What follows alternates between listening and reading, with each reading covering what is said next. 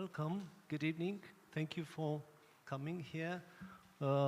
Thank you, Susie Curtis, to respond yes to my invitation. Thank you, Shenano and Residence Ano for being with us, offering this possibility of these events. I'm very happy to be seeing you here. Likewise. So, Susie, we should start from the fact that I think we know each other since the beginning of Istros Books, so 14 years ago. Yes, next year I'm going to celebrate 15 years of Istros Books, yeah. Okay. So I think it's good to know a bit the history of why you started this crazy idea of creating a publishing house. Yeah. Okay. Please do. Well, when I first had the idea, I was living in Croatia, and I used to regularly attend book events, and I would always hear them talking about how the book was going to go into German, and how the book was going to go into Italian, and maybe French, but no one ever talked about English. And I started to realize that authors from this part of Europe really were very poorly represented in English.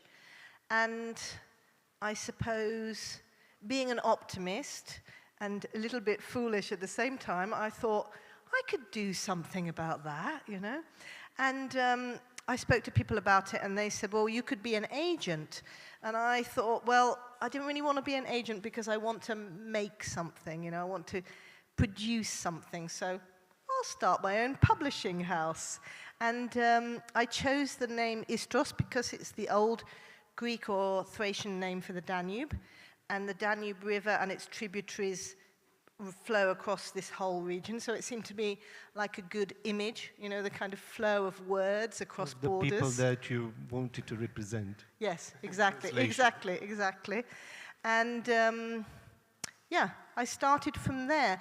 And at that time, there were EU funds available. I mean, of course, there are still EU funds available, but Britain is no longer in the EU, so we can't apply for those. But for many years, I relied on those funds for the translation funding for the books. And so that's how I started. I think I had, well, one of my first titles was Romanian. It was Octavian Pala Poetry, the definitions. Still in stock with them? Yes, still in stock, yeah. And in fact, I'm going to have the, hopefully, 15-year celebration at the Romanian Cultural Institute in London. In London. Yeah, and I plan to give everybody a copy of that book in celebration. So the publishing house is based in London? Yes, it's based in London. Because you are based in London. I'm based in London, so in the borough of Camden, and that's where I work from. Of course, the translators I work with, they're all over the place. I mean, from America to New Zealand, I think that's the furthest away any of the translators are. I have a designer in Slovenia, an accountant in Spain, and yeah, otherwise it's London, yeah. You know, we are trying to do with this FRAME10 program, like I've told you a bit when I invited you. What we are trying to do is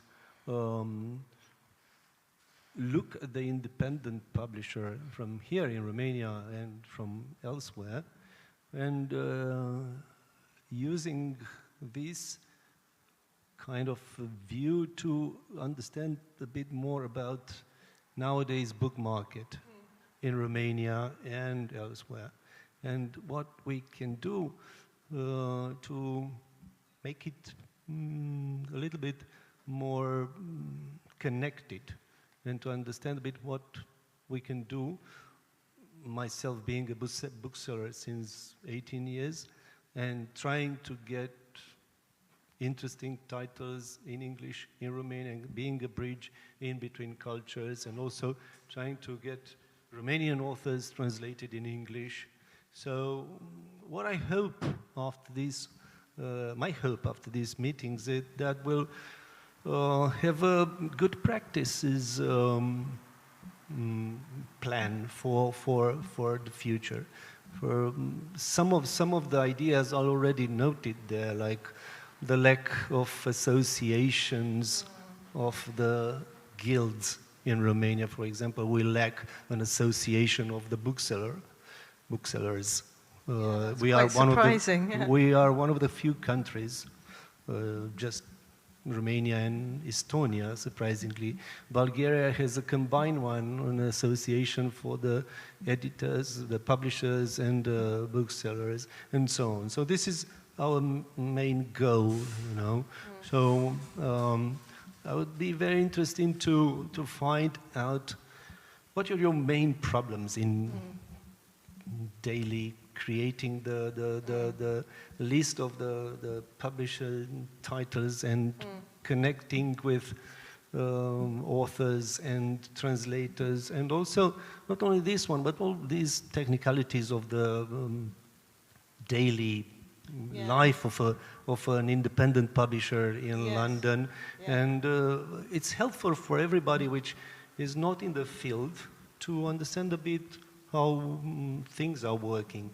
We've tried to explain with the Romanian publishers that we've have met yet and after, but it's interesting to see day-to-day life the day-to-day described by logistics, as it were. So because I'm just a very small publisher and independent, and also up until very recently I only publish translations, which means that they take a long time to come to fruition, right? Because once you've commissioned the translation, you've got to wait for the translation to come through. Obviously, it has to be edited.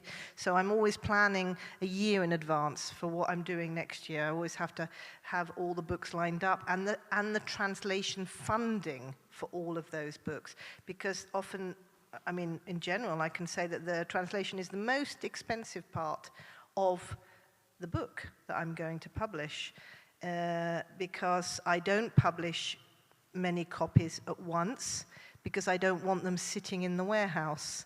And so how many titles per year you used to? I do about 5 or 6 titles a year. So at this point I have over 70 titles on the backlist. And actually, because of the print-on-demand technology, I don't need to cancel anything. So once I've sold out at the warehouse, I will put that title on print on demand, and then wherever it sells, anywhere in the world, it will be printed and it will be sent. Stop you a bit to explain a bit for those that don't know about print on demand method, which is a very interesting concept that we are using these days as booksellers. It's available with the UK market. So nowadays, you can order a book, a copy even. With some publishers, you are forced to order at least 30 or 50, or it depends on the process of the print on demand that they are allowing.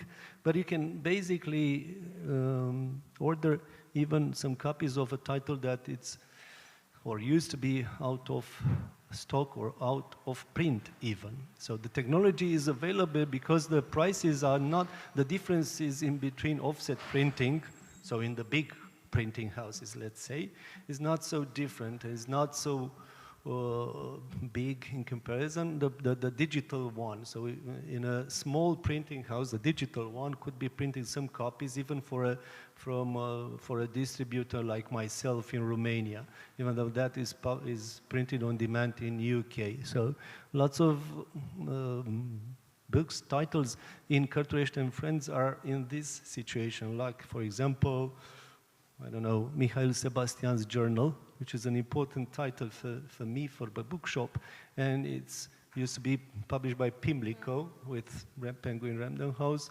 and it's printed on demand every year for the bookshop.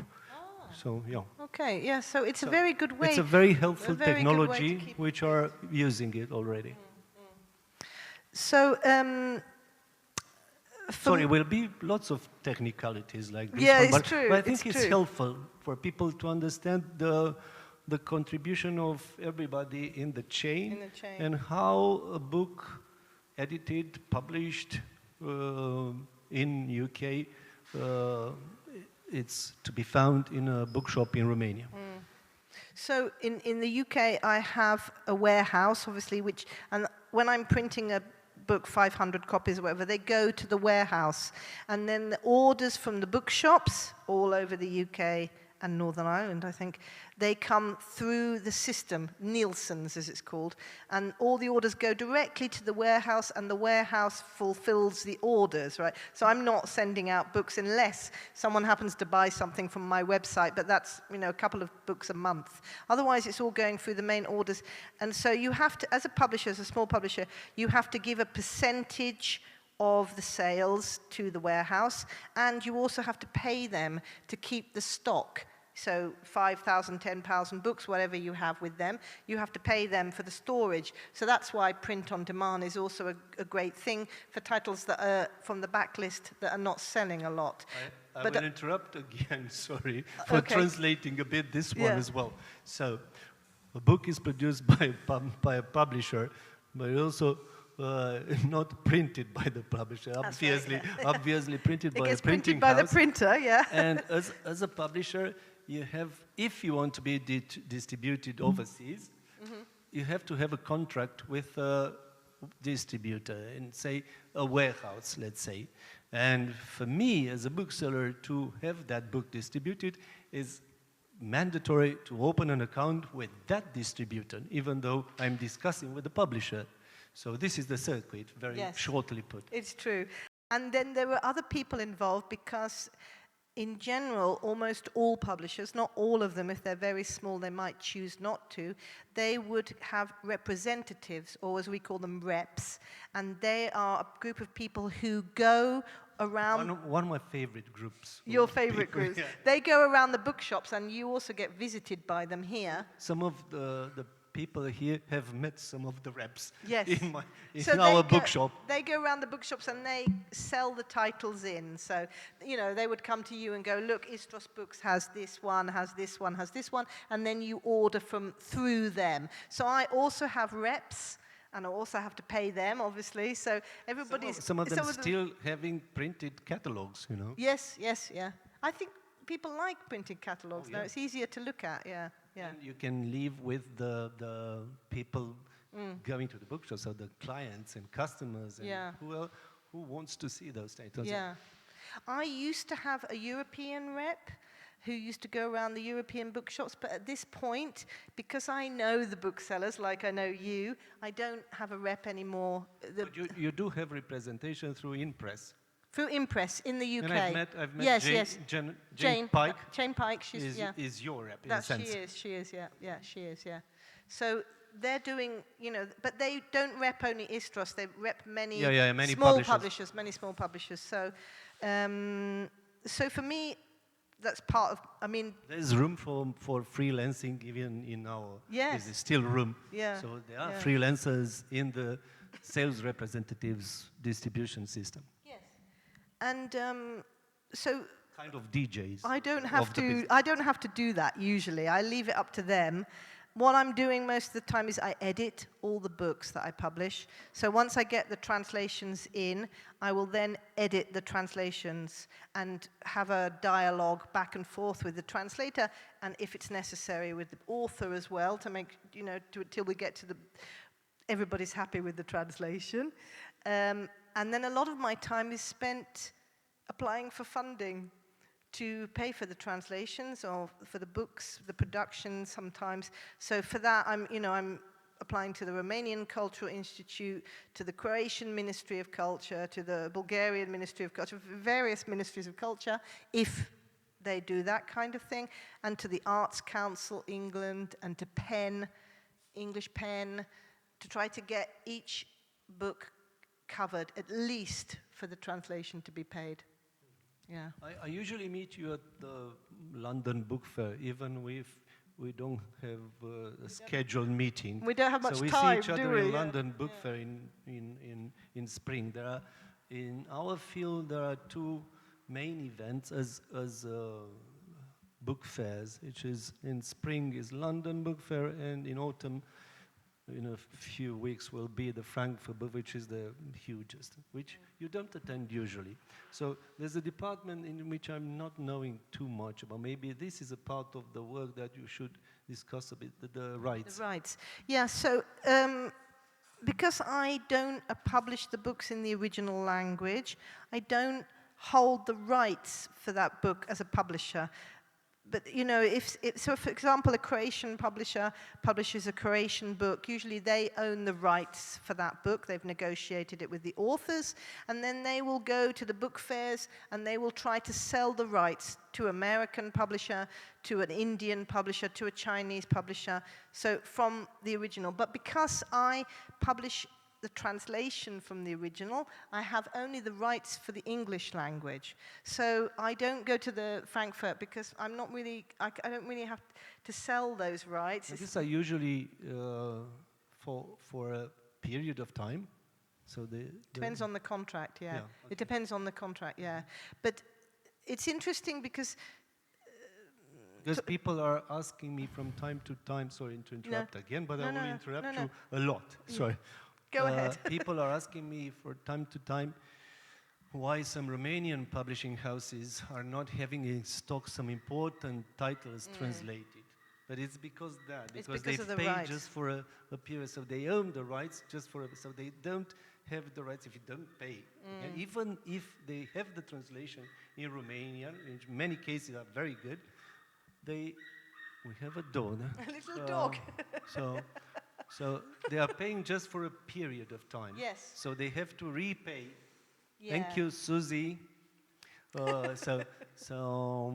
My baby, he or she wanted to be part of inside. the discussion. Yeah. You haven't thought of that.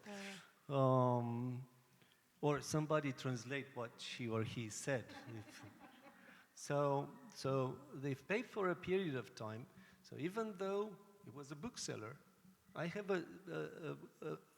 an example of a book published by Humanitas, which is L'usage du monde, which is translated in English, Nicolas Bouvier, The Way of the World. And it's a very well translation by Emanuel Marcu in Romanian. It's one of the important travel books, let's say, but it's that travel writing that it's very, very important. It's a travel to yourself, in a sense, which is important. It's even the travel books award in France is called Nicolas Bouvier, after his name. He wrote in French, but he was from Switzerland. And it's still out of print immediately after it was printed, like in 2006, 7, 8, and we don't have it in stock with any other publisher. They weren't inspired to buy again the rights. Yes. So it's from time to time. I think it's a It problem. is a big problem because it's not your kind of problem. Well, I mean, I publish Mircea. I mean, I have been publishing Mircea, and I would like to publish more because, in actual fact, Mircea student Mac Linscott Ricketts has translated almost everything he ever wrote into English, and I mean, this is the journals. Talk about the newest. Yeah. So I published one of the newest Istros books. It's up there. Which it's is a called collection of fantastic stories. Short stories by Mircea. And they're from the Ricketts archive. So the archive of but they've been published in some magazine, or not? A few of them. Few of them. A long time ago were published in magazines. But friends of mine purchased the archive. Professor Ricketts is still considered one of the most important names in terms of amazing translation, but amazing in terms of Mircea. Yeah. But even though I have access to all the translations, I cannot publish them because the rights are held by a French publisher who won't sell me them. So I wanted to publish Miss Christina. The translation is. I reminded you with Nicolas Bouvier example. Yeah. And I don't know who because have, they don't have the rights for Bouvier, but I suppose it's also so it's a real French tragedy. publisher. It's actually a tragedy because it's your writer should be available in English and it's being hindered by a small publisher in France. It's really pretty terrible. And I think what's going to happen is that people are going to wait until the copyright period comes to an end, like with Mihail Sebastian. The minute it was, because he died in 1945, right? And so 70 years after his death, exactly on that day, Penguin published this Yeah. 2,000 years, for 2,000 years. And I think It was 96. I think what's going to happen with Iliad is going to be the same thing. It will come to whenever he died in 86, so 86, plus yeah. 70 years, and then everything will be free, and we'll be able to see all the translations come out. But it's a shame. I don't think it's though in terms of quality of writing in Sebastian's work and Eliade's work as a prose writer, you know. No. And there's something else. There's a discussion very important here in Romania, and due to Bruce Lincoln's book on Eliade and his Iron Guard. It's a sensible subject here, but we found out more and more by day, you know, about that period, because what I told you before is that I think Eliade was wrong twice. Once when he wrote things that he wrote in the 30s with Iron Guard being sustaining them, and after that, decades after covering these marks, you know. But in terms of the rights, we were talking only about the rights of Mircea Eliade, which are still not very, not in the public domain, so not very easy to obtain from the publisher. So hence, even more the importance of Ricketts translations. Absolutely. And your publishing those proses, which are not. I worked really hard to get those translations into English, and I don't know if any publisher, a big publisher, wouldn't spend so much time. It was only because I had a personal commitment to this that I actually pushed it until it happened. But I mean, I don't think many publishers would do that. It's dedication. It's not. I won't make such a big profit on that, but it's very important for me, and I'm very proud to have it on the list. You know, there's also an idea that we discussed here, and some of the meetings that we had together in London, on the London bookshop, London Book Fair, and in the London Review of Books bookshop, but also here with I try to have the courage to say a dear friend. I hope she agrees with me, Monica Kure here, who is a scholar and a writer and a very good, very, very good, in my opinion, one of the best translators from Romanian to English, together with Sean Cotter and a few others. But she's, I'm very proud to say that she's a dear friend, and hope she accepts that. So we discussed this problem of the translations filled a lot, and one of the ideas which being here mentioned is that it takes a village. You remember, Monica? It takes a village for these things to appear, you know. So this is one of the works that I'm trying here to do in the bookshop as well, and connecting people and trying to understand more about this village, you know, and I want to see your view on this. Well, I mean, certainly, because it appears that it's a fight that you are taking just on your shoulders. Sometimes it's a fight, but so that's. I mean, maybe, the translators. Maybe you're pushed into the translators the wrong are my allies, really. I mean, a lot of books come to me from translators, right? Some books I know about, and I look at the author and I want to publish them, so I will find the author in order to do that. And for example, other books, I rely on recommendations from the translators, or from publishers, or from other publishers, of course, yeah. For example, now I'm just about to publish a Greek novel, the first Greek title that we published, even though Istros is a Greek name, because I just didn't have any contacts there. And I didn't know who to ask, what book to choose, to get some advice on this. And then, through a Slovenian publisher, I met a Greek publisher, and he recommended a couple of books. I got people to read them, and I decided on one title. And then it was quite difficult to find a translator, in actual fact, which was quite surprising for me. So there's the Balkan village, which Yes. is some difficulties to find the ways. But I think, for me, it was very helpful to have these connections, because going to the book fairs having these connections into not the book selling world, but into the publishers world, you know. So they connected me to different kinds of publishers that I wouldn't found out. Yeah, exactly. Exactly. In a way. So to make the networks, to build the networks. So what is helping you to make these networks for you? I mean, the book fairs and the cultural institutes. And the cultural institutes, yeah, exactly. Word of mouth or people to people. Yeah, I mean, I was speaking outside about the Albanian author I published, Fatos Lubonia, and I only found him because I was doing these events in London, kind of Balkan book events, and one day I was talking to a guy and I said, well, what brought you here? He said, oh, well, I used to live in Pristina and during Yugoslavia, and I translate from Albanian. Oh, you translate from Albanian? Get me an author, get me a book. Who do you want to translate? He said, well, I want to translate Fatos Lubonia. I said, let's do it. So that's how that happened, right? So, you know, that's through I do a lot of launch events. When I publish a book, I always try to have at least 1 or 2 launch events if possible. And obviously, if the author can come, fantastic.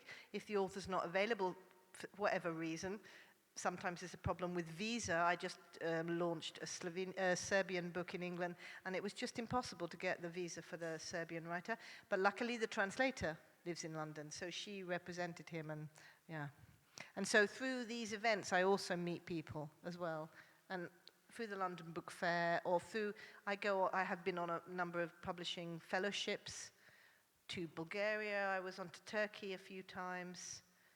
And, you know, you meet other translators there, other publishers who recommend you certain things.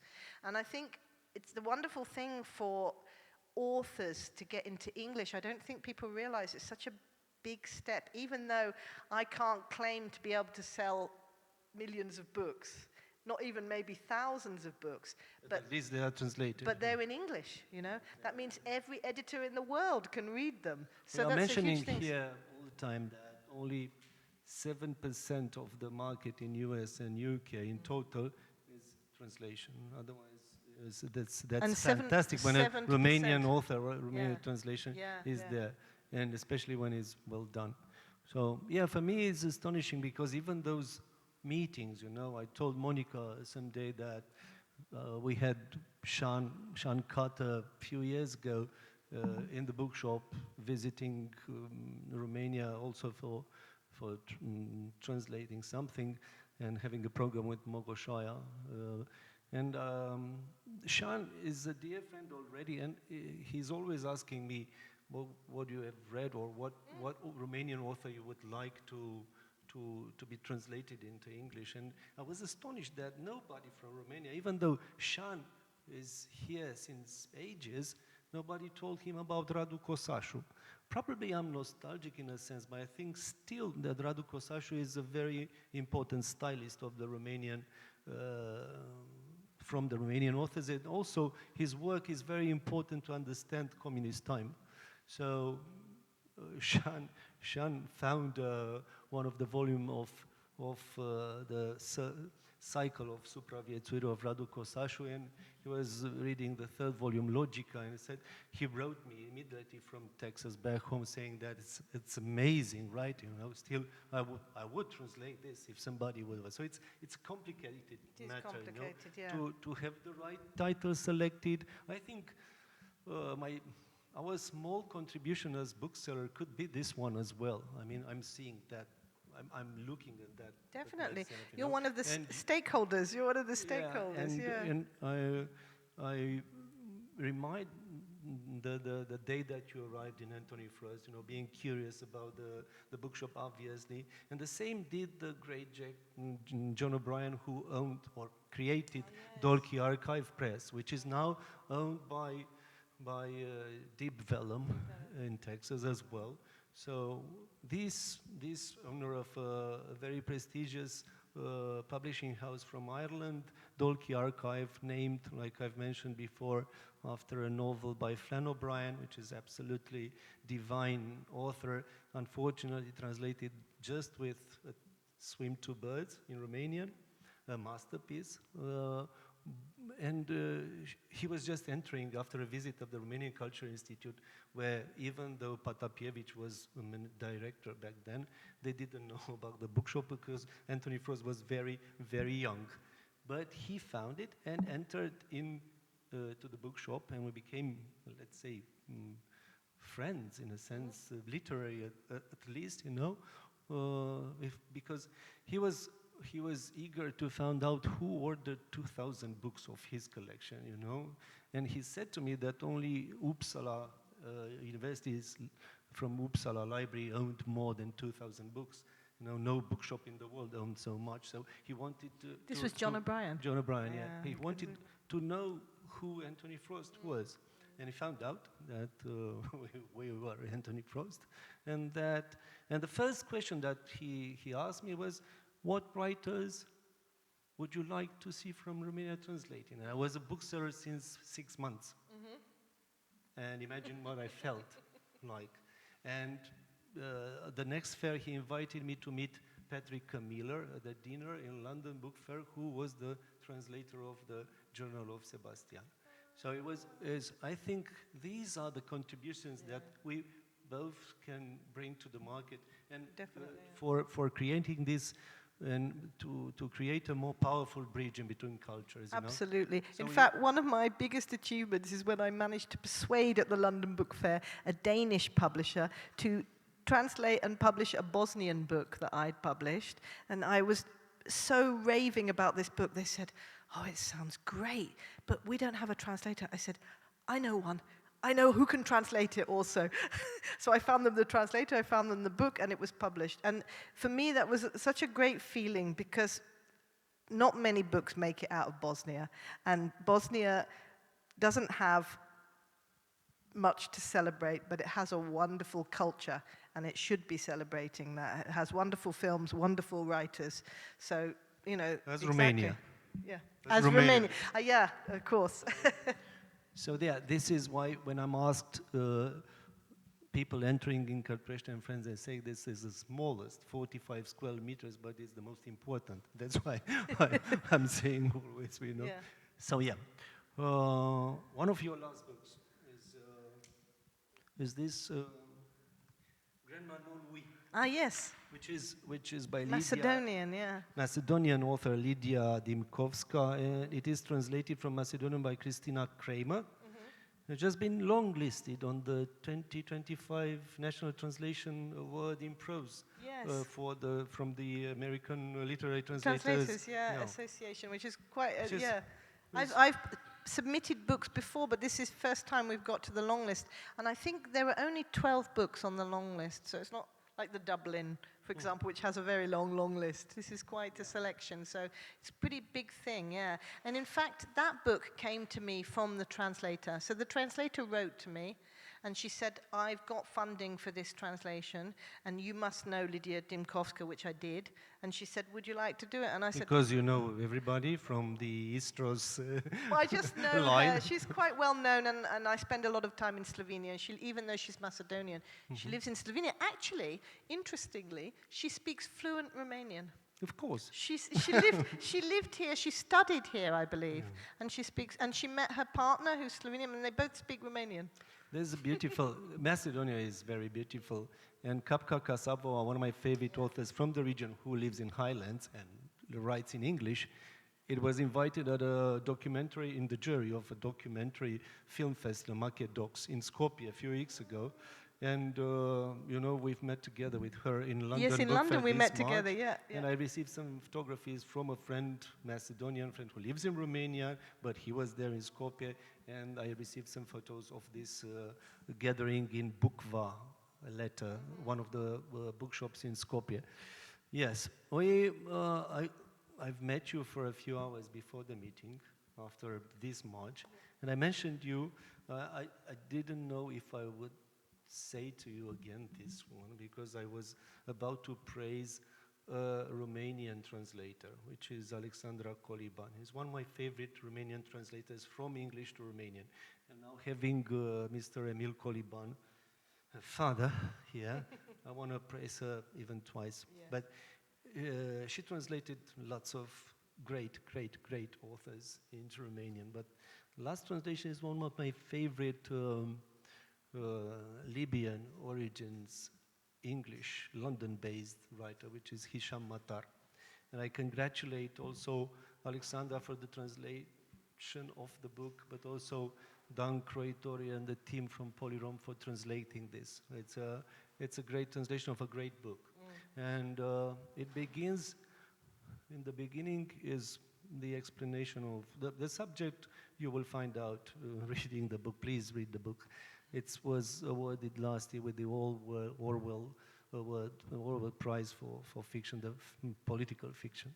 So this is about the events also from 1984 when in London in front of the Libyan embassy there was some crazy shooting, so police woman died and 12 Libyan Protestants were hit and they spent some months in hospital. And it is a story of being part of that event, also about the meanings of exile these days. A very important book in my opinion.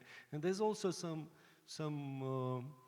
explanation of the reason why this Libyan particular student, the main character, is studying at the University of Edinburgh, because he read a book, Professor Walbrook, about the meanings of translation and why translations and translators are important. And he was saying that the professor, so invented in a sense professor that took him to the university, was saying that we can never translate precisely, exactly from a language to another language. Sentiments, and there's something that we are missing always. So, but the idea, more important in the text that was taking the student to the University of Edinburgh, was that the professor was saying that it's good that it is like this, because even this recreation, because he was looking at translators as artists themselves and recreator of the text in the other language. This act of rebuilding a text, it's making a sign of our passing on this earth.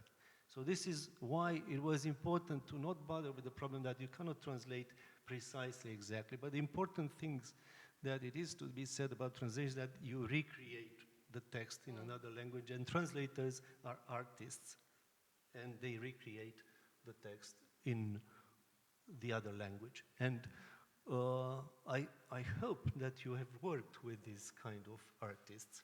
And I will touch a subject now because we are getting closer to the end, and I know there's going to be questions about this subject, because we live into a world in which even film directors like Radu Jude is questioning this here in Romania, but everybody else, and lots of artists, like we were talking to Susanna earlier, and she has beautiful stories about this intervention of the artificial intelligence into the process of translating as well.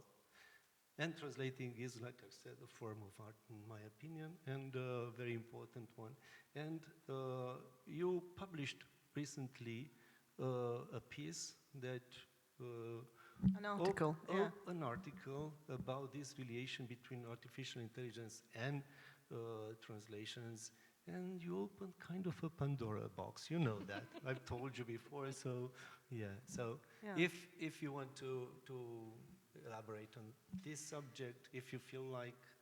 Well, I mean, tell your story, because you work with so many translators. I do. I work. And you are yourself I am also a translator from Croatian. So. And I think in the last few years, since 2020, the landscape has changed in England for small publishers. I mean, there are plenty of us still, perhaps even more than ever. But there used to be much more space in the newspapers and the magazines, much more space for reviews.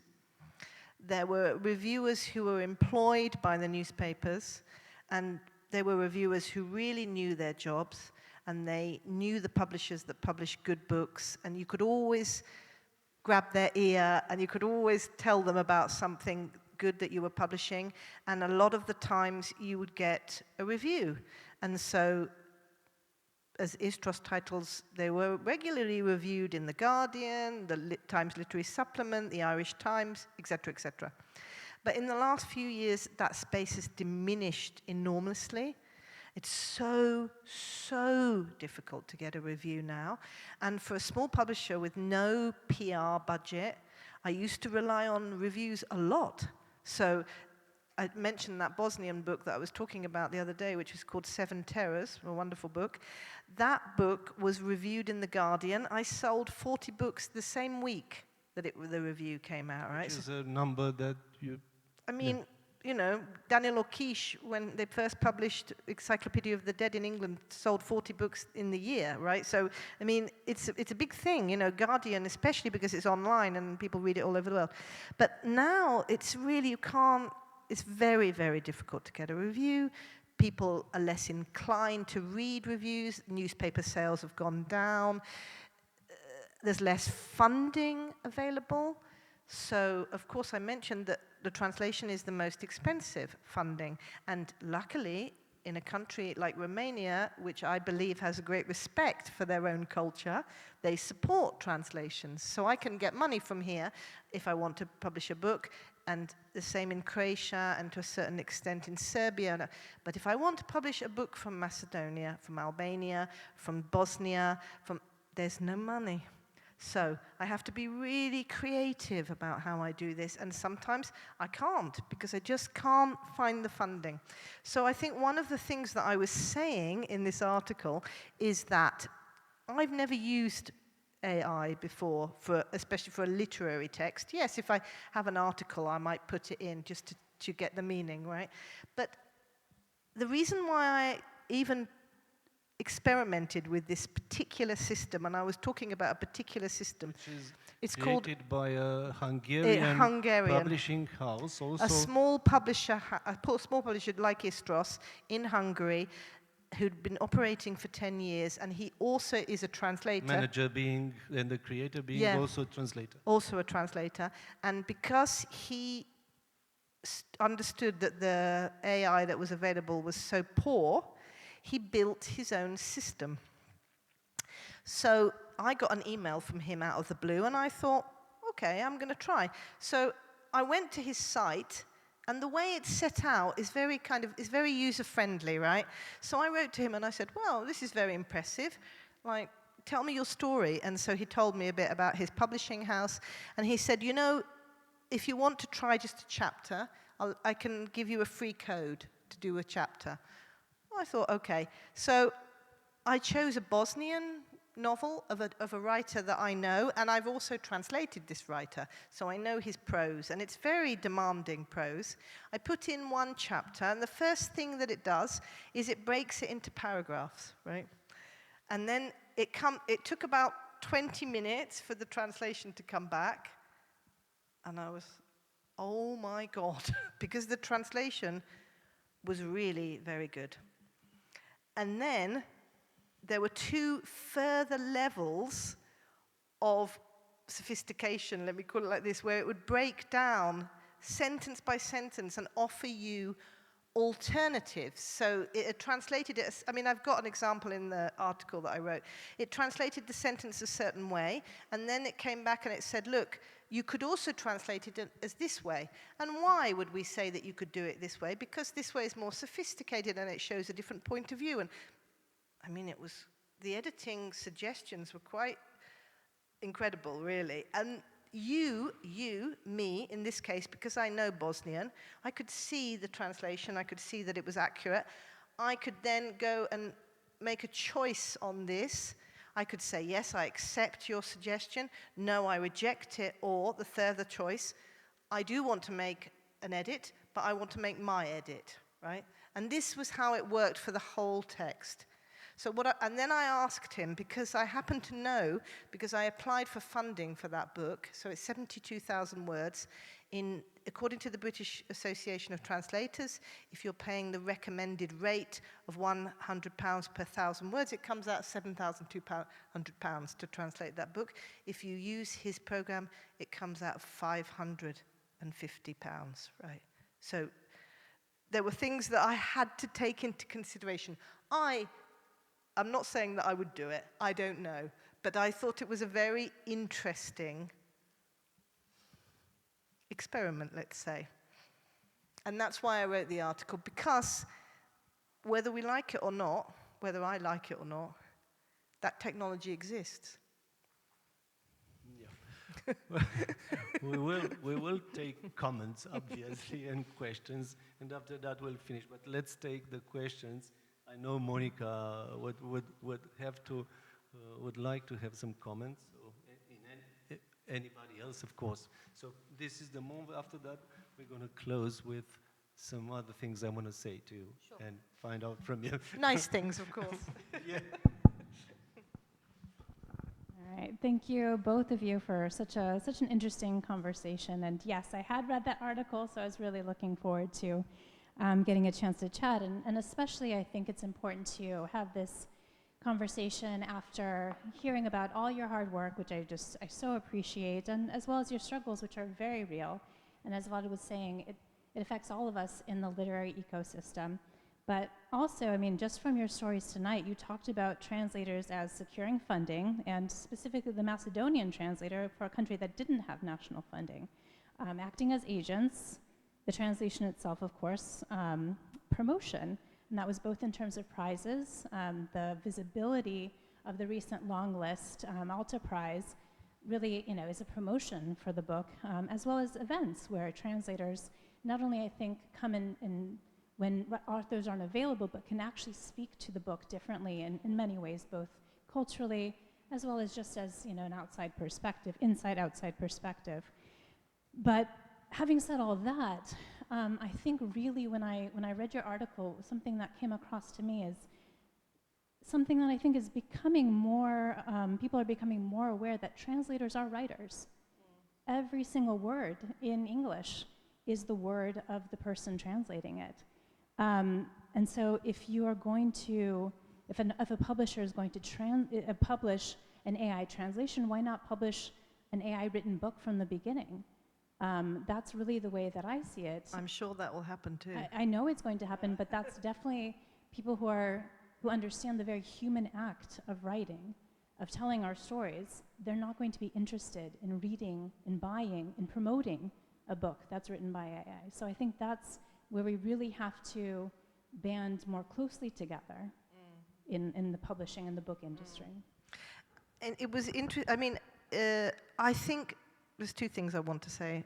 I don't think that the translator would be excluded from that process.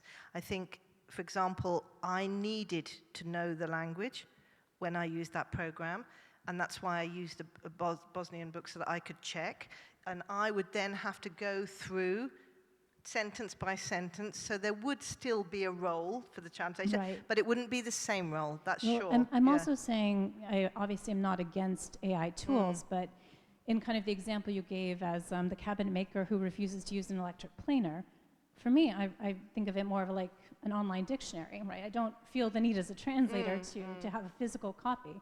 I absolutely use online tools in my translation, but I think it's really the understanding that it's the translator's subjectivity, which is formed over a lifetime. I mean, my dual cultural identity, all the experiences I've had since then, all my literary experience, all my reading experience, make me be the kind of translator that I am. And I do think supporting translators being able to earn a living wage. I mean, I think that's why already there's so few professional translators who make a living doing this, because already it's so poorly supported. So really, professional translators will disappear. It will become a job that, I don't know. Again, I don't think this is actually going to happen. So I think it's good that we're discussing it. Hopefully not. No, hopefully not. Yeah. But I think back to your point, we need to find solutions together. Yes. Solutions for funding, solutions also for promotion. Yeah. Maybe it looks more like influencers who read books, right? Yeah, I mean, you're absolutely right. The landscape has changed has changed, but we need to find those solutions No, together. definitely. I think, if I had abundant funding from all those countries that I want to represent, I don't think I would have even gone there, right? And even now, I'm not planning on doing it. It just came to me, and I was impressed with the results. And I just thought, this is something that needs to be discussed. And in fact, it was interesting because the same week that I published that article, I had a Slovenian author visit. He was visiting London with his family, and he said, I just wrote an article about translation for the Slovenian press. And so I translated it in ChatGPT. And anyway, what he was basically saying was, oh my God, I love my translators. They're my favorite people. They're my best friends. They read my books closer than I do. How could I lose that contact with them? And of course, he's right. Of course, that's absolutely true. And as you're saying, I rely on translators a lot for everything I do. That is true. But in brackets, I might just mention that I have had some really bad translations. And that does happen, right? Even when it's a human doing it. And it's horrible. It's worse than doing it from scratch when a bad translation comes in. It's such a depressing thing to have to do, to have to deal with, yeah. And I completely agree, but I do kind of want to point back, that's when translation's not well funded, when people can't dedicate themselves to this life, to the education. Sometimes they're bad translators, I have to say. Sometimes. Any Not translator you, can get of course. better. I know you're not talking about me. It has happened to me, yeah. I think it's a conversation.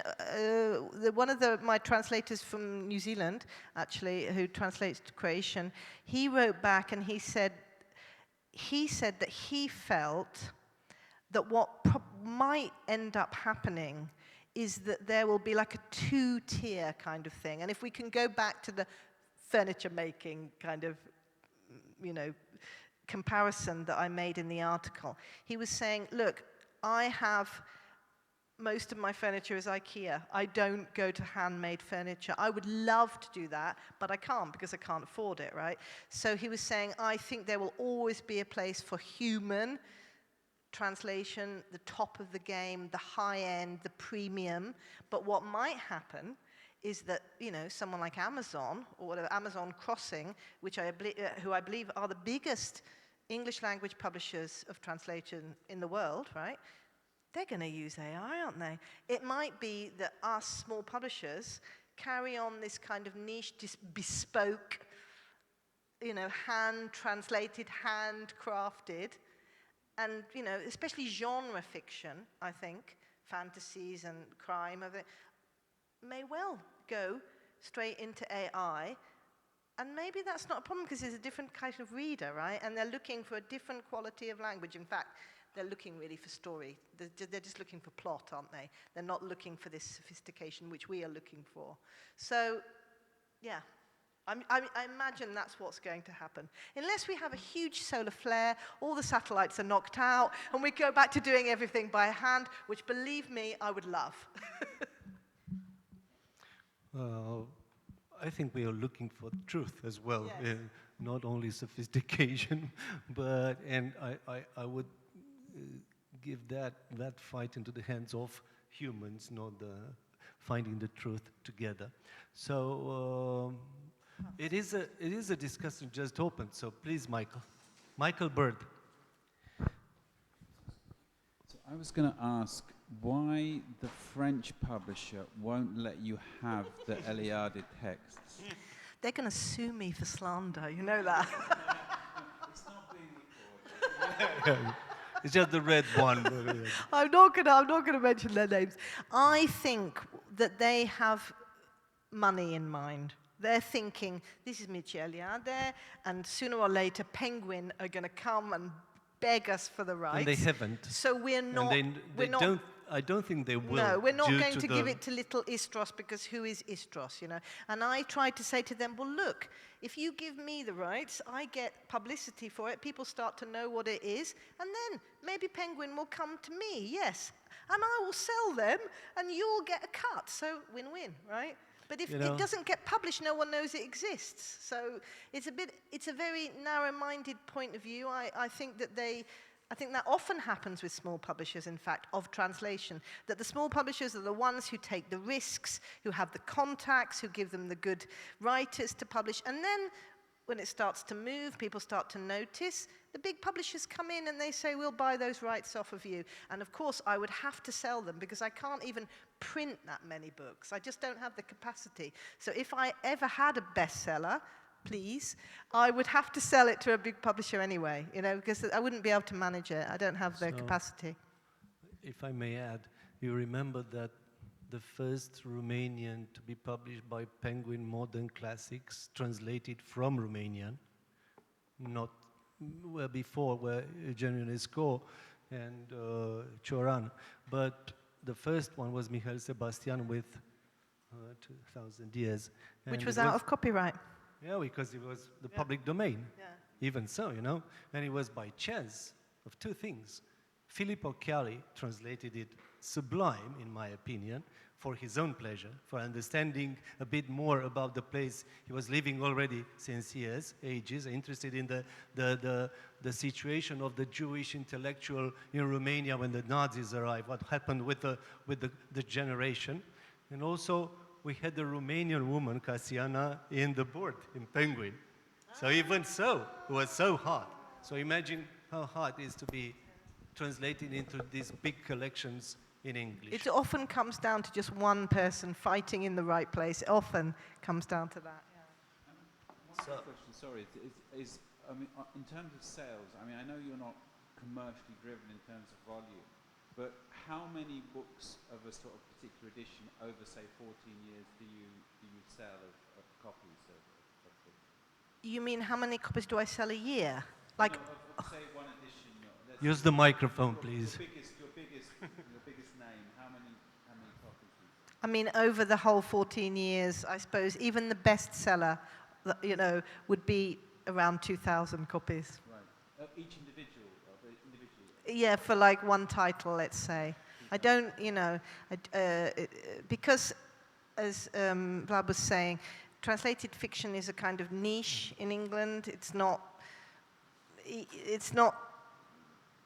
you have to be really lucky to break through, and you have to have probably a much bigger PR budget than I have in order to do that. And even if you have translated fiction, don't forget that translations from French or German or Spanish have much better chance because many people speak those languages. They've already heard about those authors. If you come and you say Lydia Dimkovska, I mean, people just, they don't know what you're talking about. Mircea Eliade, they can't even pronounce it, you know. It's a whole different,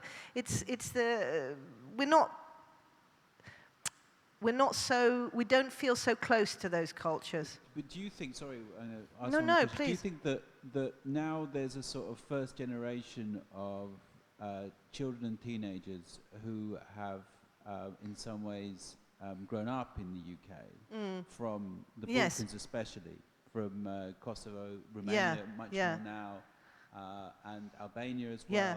I mean, do you think that potentially they might sort of have an interest in reading these books because it's a way of getting into their culture, particularly in some cases if they don't know their own language as well as they should? Yeah, that's quite a good market for me, it's true. And in fact, I publish one children's book, which is called Hedgehog's Home, and it's written in the 1950s by Branko Ćopić, and it was like the most popular children's book in former Yugoslavia. And that book, I've never sold one copy to an English person, and I've sold a couple of thousand probably, and it goes all over the world to what is known as the diaspora. So yes, exactly that. People buy it. If you look at the comments on Amazon, it's all like, oh, I grew up with this book and now I can read it to my children. How wonderful that it's in English. Yeah, you know. So yes, there is a market for that as well.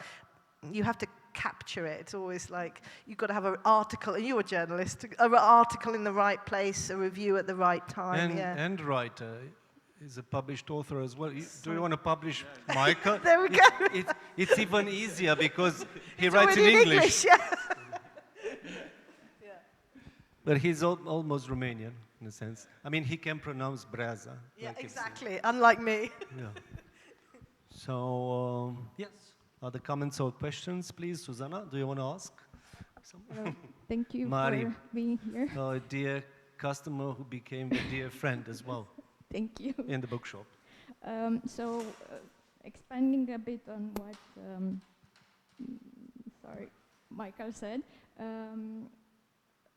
did you find publishing books from the Balkan and Danube region, did you encounter any prejudice from the publishing world, from the UK, because of the, let's say, not as good image and the political unrest of the region? Yeah, it's interesting because, for example, I publish a lot of authors from, Croatia, from let's call it, say, the former Yugoslavia for sake of argument. But there was one particular author who came over, this was a few years ago now, and he came to London to do a promotion, and then afterwards he went to the States. And he said that it was so interesting because in London, people kept asking him about the war, right? Yeah, what about the war? How did the war affect you, etc.? They were really focused on this. And they obviously had a kind of, let's say, prejudice against, what they thought Croatia was, or what they thought the people lived through. And then he went to America, and because they didn't know where Croatia was, they never heard about any of this, they just took him as an author, right? He was just a European author. So in fact, their ignorance was his, he benefited from this. Because, it really was to his advantage, because he said, no, for them I was just a European author. But when I was in England, I was a Croatian author, I was from war-torn Balkans or whatever, yeah. So, of course there is a prejudice, and in fact, I just did a book launches last week, and we had, supposed to have this Serbian author, but we had the translator instead. We had an author come from Bosnia and an author from Croatia, and we did like a joint event in the oldest bookshop in England, in Hatchards, Piccadilly, and people kept asking, in fact, there was a lot of talk about the war, and I thought, oh no, can we not just move on from that now? Because, I don't know, it's a difficult, it could be a selling point, and it could be, people have had enough of it, and there are other stories to tell, many other stories to tell, right? Even though, of course, it always creeps into the narrative because it's part of the background. But still, there were so many other. That's why I loved publishing Oana Păvălescu, because what a wonderful storyteller she is. I mean, beautiful storyteller. She's a very good writer and also a specialist in the 19th century of Bucharest, which she loves indeed, and you were lucky with because she won the European I know. Union That's why I published her, because in fact I've published, I think, 10 or 15 winners of the European Prize for Literature, and Ioana's one of them. I published a couple of years ago her Jonah and his daughter, which is absolutely gorgeous, a gorgeous novel. Thank you. Thank you, and thank you as well. Other comments or questions? Now is the time. Okay, so before asking you what I've heard, it's the idea to ask at the end of, meaning, is there something that I haven't asked you that you want to tell us? I will tell something about your books and your list that will sound as a promotion, which it is. I mean, they will be there. There's a selection of Romanian authors translated by Istros Books on the table, but there are few more other, like 15 titles from the region, also to be found in Căturești and Friends, and they always will be. So this is something that's a promise to be there, trying to help with my small contribution to help an independent publisher like yours. I was about to tell you like you, but like yours, yeah. So the empire, the Istros empire, please, if there's anything else that you came from England here, so and you go or from New Zealand or from and you go to other places from I mean, here. the thing I can really say is if you, it's very important that people buy the books. Please buy the books. Even if you have them in Romanian, buy them and give them to your English friends. I don't know. But and then review them on Amazon or Goodreads or something, because it makes a difference. If people see, it really makes me upset when I see a book I published and then no one gave any comment at the bottom. It looks weird, right? I mean, so even if you know it in Romanian and you haven't read it in English, but you could just say something about the book, all of that is kind of PR, which helps the whole. So I know it sounds very capitalistic when I say that, but we all have to survive. So yeah, buy the book, spread the word, and we will continue doing for as long as we can. Yeah. Next year I have a new Romanian title. I published Ludwig Bruchstein, and I published 3 previous novels by him. And really published for the first time. For the first time, yeah, exactly. And the last collection is coming out next year. And just out of the blue, I got a message from an Italian publisher. I said, Interested. So that's the power of English, you know, that it can. These little bridges. Exactly, these little bridges. Yeah. Thank you very much, Susie. Thank you, Vlad. I'm very happy that you accepted the invitation that we had you here. And thank you, Susanna, for inviting me and thank you, everybody who it. engaged in conversation and being here. Thank you, Shanano, Susanna, Rezidența Nouă, and thank you very we'll much. see you soon in October with a Romanian publisher this time, independent, very independent one. Mulțumim, bună seara. Thank you. Thank you.